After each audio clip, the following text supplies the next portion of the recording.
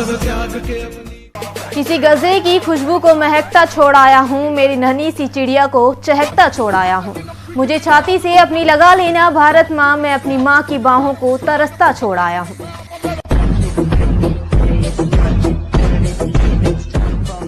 नमस्कार, मैं हूँ आपके साथ शाहिना और आप देख रहे हैं STN टुडे का स्पेशल प्रोग्राम पुलवामा में शहादत। आज वही दिन है जिस दिन एक ऐसा हमला हमारे शहीद जवानों पर हुआ था जिसमें हमारे कई जवान शहीद हो चुके हैं। सारा देश कैसे भूल सकता है वह दिन जब पुलवामा अटैक की खबर आई थी, जब सारा देश 14 फरवरी 2019 को प्रेम दिवस मना रहा था और तब अचानक दुख भरी खबर सुनाई दी। बहुत से लोगों ने 14 फरवरी पुलवामा अटैक में शहीद हुए वीर जवानों को श्रद्धांजलि भी अर्पित की और आज भी करते हैं। आज उन्हीं को याद करते हुए इस प्रोग्राम में हम उनकी शहादत के बारे में बात करेंगे और जानेंगे उस दिन क्या हुआ था और हमारे शहीद जवानों को याद करेंगे।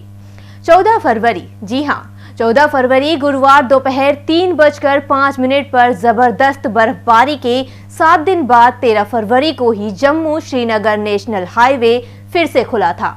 पूरे रास्ते जगह जगह फंसी गाड़ियों की लंबी कतारें थीं।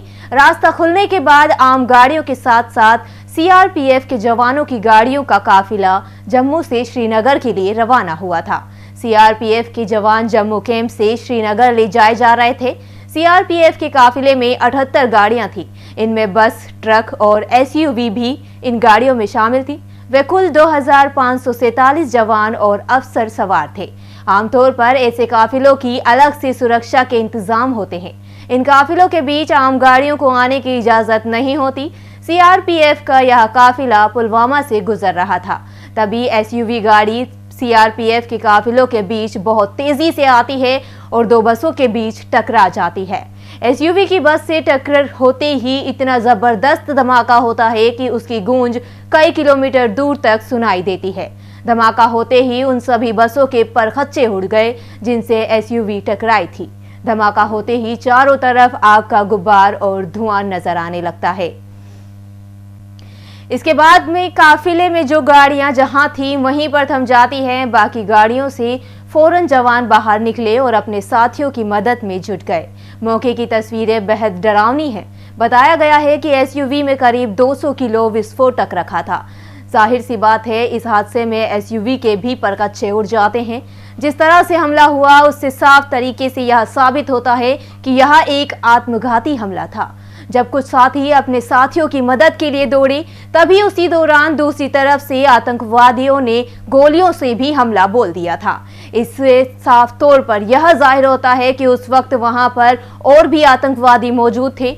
बाद में सभी घायलों को फौरन अस्पताल ले जाया गया और पूरे इलाके को घेर लिया गया था। शहीदों की गिनती भी बढ़ गई थी, कभी 6 तो कभी 8, कभी 12 तो कभी 24 होते होते गिनती देर रात तक 40 तक आ पहुंची। उधर हमले के थोड़ी देर बाद ही हमले के आतंकवादी संगठन जैश-ए-मोहम्मद एक बयान जारी कर हमले की जिम्मेदारी लेता है। जैश का दावा होता है कि SUV गाड़ी से जवानों पर हमला हुआ, वह गाड़ी आदिल रशीद चला रहा था। खुफिया एजेंसियों ने हमले की चेतावनी जारी की थी। उनकी रिपोर्ट में था कि घाटी में आतंकवादी ब्लास्ट कर सकते हैं, लिहाजा सुरक्षा जांच के बाद ही जवानों के काफिले को निकाला जाए। हमले के बाद पूरी गाड़ियों को रोककर पूरे रूट की सुरक्षा का जायजा लिया गया। उसके बाद कड़ी सुरक्षा के बीच जवानों की गाड़ियों को श्रीनगर के लिए रवाना किया गया था।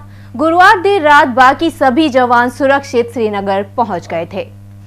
धमाका कितना तेज था और ये हमला कितना घातक था, इसका अंदाजा इसी बात से लगाया जा सकता है कि इस विस्फोट की आवाज 10 किलोमीटर के दायरे तक सुनाई दी थी। इस धमाके की आवाज सुनते ही आसपास के बाजारों के लोग दुकानों के शटर डाउन कर भाग खड़े हुए थे। इससे ज्यादा तो मैं खुद भी कुछ और बयान नहीं कर सकती, क्योंकि यह हमला कुछ ऐसा था जो दिल को दहला देता है। आज के इस दिन को ब्लैक डे के रूप में हमने मनाया और शहीद हुए उन सभी जवानों को हम सभी की ओर से और पूरे STN परिवार की ओर से श्रद्धांजलि अर्पित करते हैं। इस प्रोग्राम के जरिए हमने आपको बताया उस दिन क्या हुआ था। पुलवामा हमले में अब जो वीर जवान हमारे बीच नहीं हैं, उन्हें याद करते हुए और उनके सभी परिवारजनों को हम यही कहना चाहेंगे कि वह सभी जवान हमारे देश के वीर थे। हम सभी हर साल उन्हें इसी तरह याद करते रहेंगे। आज के दिन को ब्लैक डे के रूप में मनाकर उन्हें श्रद्धांजलि अर्पित करेंगे।